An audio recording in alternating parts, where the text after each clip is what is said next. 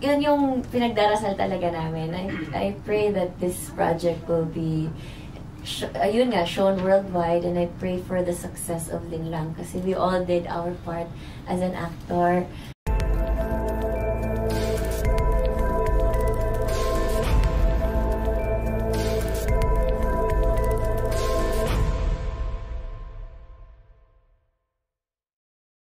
For you, of course, this one is a risk for you, di ba? Sabi mo nga, ano yung kinakatakot mo na maging outcome ng risk na to? Sa ngayon, ang kinakatakot ko is hindi siya suportahan ng mga tao. Siyempre, wala namang may gusto ng gagawa ka ng proyekto, ibibigay mo lahat, tapos hindi siya susuportahan. Kaya yung pinaka-pinagdadasal ko talaga is sana po suportahan niyo po yung ginawa naming obra na pinagtulong-tulungan talaga namin. Binigay talaga namin lahat. Wala na kaming tinira. Pero yun yung pinagdarasal talaga namin. I pray that this project will be ayun nga, shown worldwide, and I pray for the success of Linlang kasi we all did our part as an actor. From the director, to the writers, to the creatives, kahit cameraman, kahit yung shot lang na yon. Sa cameraman, salamat po, nainis po si sa shot na yon. So parang, si Direk, salamat sa effort. So parang, yan lang yung kinakatakot ko. The rest, mainis man kayo kay Juliana, deserve niya yun.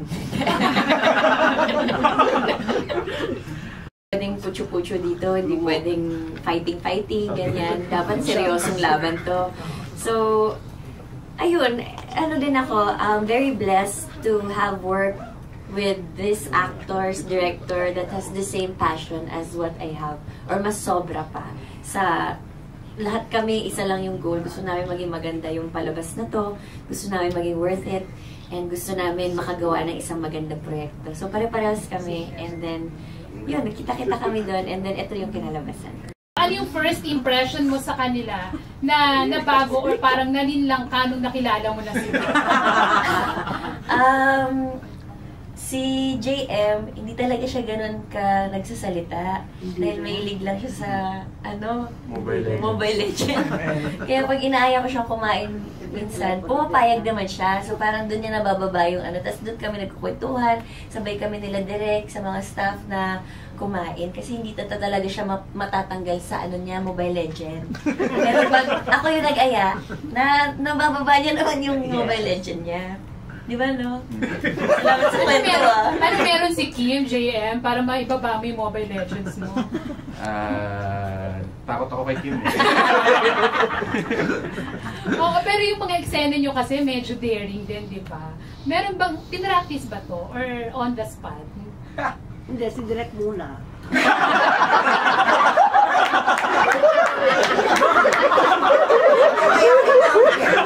Ginagawa nila. Sabi, ganito ka dito. Ay, hindi ko lang alam yung kay Kim at saka kay Hindi ko alam kung si Direk din yun. Yung mga halik-halik sa leeg. Yan. Ginagaya lang namin sila direct. May blocking naman. Si Direk Jojo pala yung nag-demo. Ano nga ba? Si Paolo naman, hindi talaga siya masyado nagsalita. Tsaka never ko pa talaga siyang nakatrabaho or naka-chance encounter sa mga party or mga may sarili siyang mundo. So parang doon talaga ako natakot. Pero buti na lang, sobrang nice pala siya. Sobrang siyang, yung kasama namin siya kumain pag lunch and dinner. Parang open naman siya, basta kausapin mo lang siya.